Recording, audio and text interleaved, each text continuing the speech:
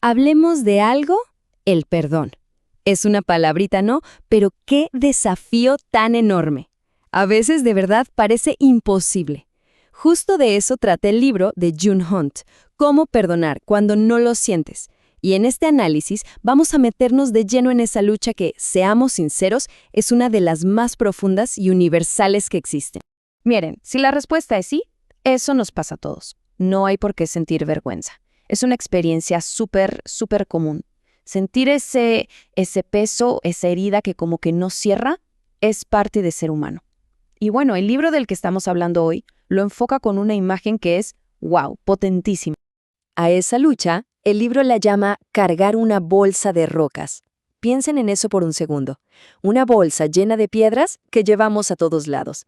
Y no son piedritas de río, no. Son rocas afiladas, que pesan, que se te clavan en la espalda. Cada una de esas rocas es un resentimiento, una herida, una ofensa. Es una metáfora súper visual, ¿verdad? La usa para que de verdad sintamos el costo real de no perdonar. Ok, vamos a profundizar en esta idea del peso del resentimiento. Y para entender de verdad lo que significa cargar esa bolsa, el libro nos presenta una historia. La historia de un hombre llamado Rick. La cosa es así. Rick está en una conferencia. La autora, June Hunt, lo llama al escenario y le pide que describa las ofensas, las heridas que le causó su padre. Y por cada cosa que él dice, ella pone una roca de verdad en una bolsa que le cuelga a Rick del cuello. Y la bolsa, empieza a llenarse. Una roca porque su papá nunca lo aceptó como era. Otra, bien pesada, como del tamaño de un puño, por la falta total de afecto. Una más, porque nunca hubo momentos juntos, de padre e hijo. Rocas afiladas por los gritos constantes, por ver cómo lastimaba a su mamá. Y al final, la más grande y pesada de todas, la del rechazo. Con cada ofensa que mencionaba, esa bolsa se volvía simplemente insoportable. Entonces, la autora le pregunta a Rick, que resulta que es maratonista, ¿qué pasaría si tuvieras que correr con esa bolsa? Su respuesta es de esas que te dejan helado. Él no dice, sería más difícil o correría más lento. No, dice, ya no podría correr más. Y ahí está la clave de todo. El rencor no es que solo te haga la vida más difícil, es que te impide vivirla. Te roba toda la energía para seguir adelante. Pero, ¿saben qué es lo más interesante? Que esta metáfora no es algo que la autora se inventó nomás. No, ella misma cargó una bolsa de rocas pero muy pesada durante años. Sí, June Hunt cuenta que ella conoce ese peso en carne propia. Creció en una familia con secretos, hasta usaba un apellido falso. Su propia bolsa se fue llenando de rocas muy dolorosas.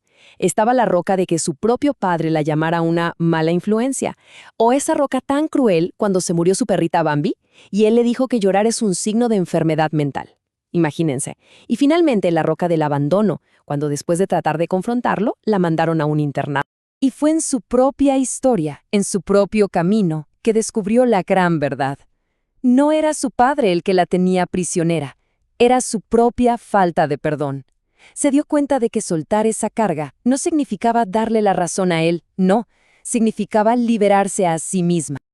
Ok, ya vimos el peso, lo que significa no perdonar. Pero entonces, ¿qué es perdonar en realidad? El libro se toma muy en serio el aclarar qué es y, quizá más importante, qué no es el perdón. Y esto es clave. El libro insiste. Perdonar no es un sentimiento.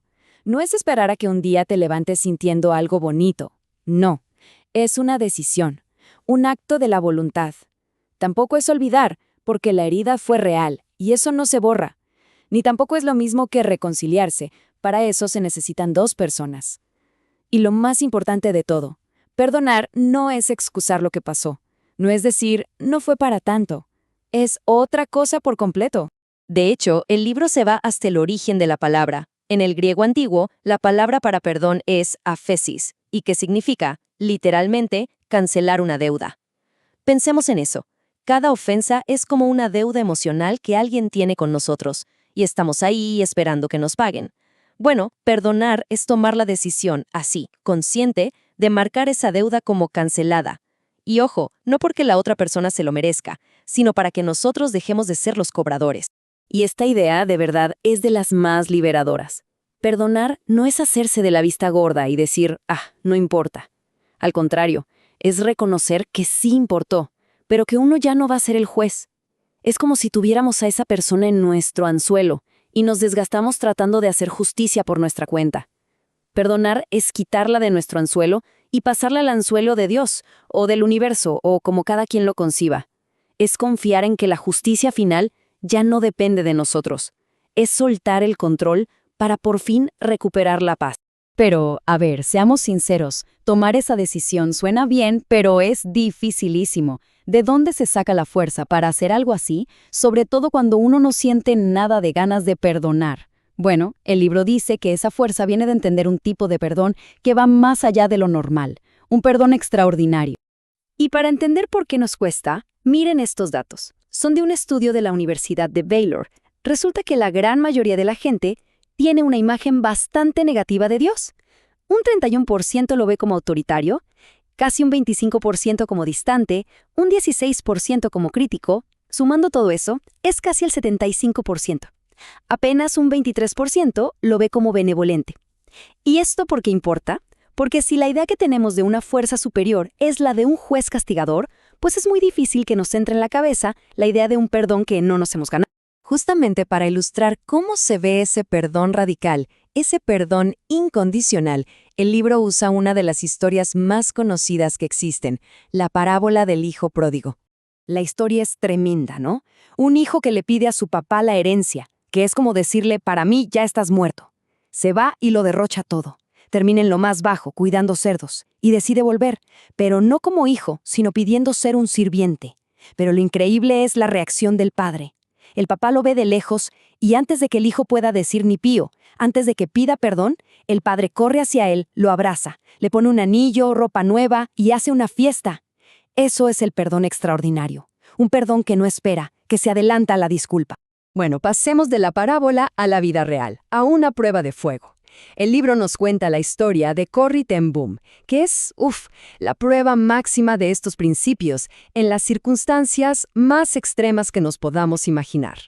Para quienes no la conocen, Corrie ten Boom fue una sobreviviente del Holocausto.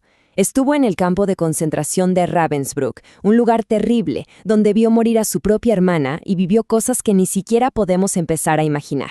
Bueno, años después de la guerra, ella estaba dando una conferencia sobre el perdón en Alemania, y al terminar, se le acerca un hombre, y ella lo reconoce, al instante. Era uno de los guardias más crueles de ese campo. Y este hombre, ahora convertido al cristianismo, le extiende la mano y le pide perdón.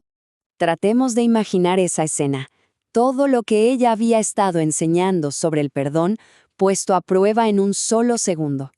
Ella cuenta que sintió un frío que le congeló el corazón, porque frente a ella no veía solo a un hombre, veía el recuerdo de su hermana muriendo, veía todo el sufrimiento. La pregunta es, ¿cómo se perdona algo así? ¿Cómo se puede borrar una atrocidad con solo darle la mano a alguien? Y justo ahí, en ese momento terrible, es donde todo cambia. Ella se acordó de lo que ella misma enseñaba. El perdón no es una emoción. Es un acto de voluntad. La voluntad, dice ella, puede funcionar sin importar cómo se sienta el corazón. Así que ahí parada hizo una oración silenciosa, algo como, Jesús, ayúdame. Yo puedo levantar la mano, pero tú tienes que darme el sentimiento. Y cuenta que, mientras levantaba su mano, casi como un robot, para tomarla de él, pasó algo increíble. Sintió como una corriente de calor, que empezó en su mano, le subió por el brazo, y le inundó todo el cuerpo. Y se le llenaron los ojos de lágrimas, y de repente, las palabras le salieron de lo más profundo. Te perdono, hermano, con todo mi corazón. Y en ese momento, en ese acto de pura voluntad, encontró una libertad y una sanación que jamás había sentido. Y con esa historia tan potente, volvemos al principio, a la bolsa de rocas. La historia de Rick nos hizo sentir su peso. La de la autora June Hunt nos mostró de dónde vienen. Y la de Corrie ten Boom nos enseñó que es posible vaciarla. Así que la pregunta final del libro en realidad no es para ellos, es para cada persona que lo lee. ¿Qué rocas cargamos en nuestra propia bolsa? Y quizá la pregunta más importante de todas, ¿estamos dispuestos a tomar la decisión de soltar la primera roca aunque todavía no sintamos las ganas de hacerlo?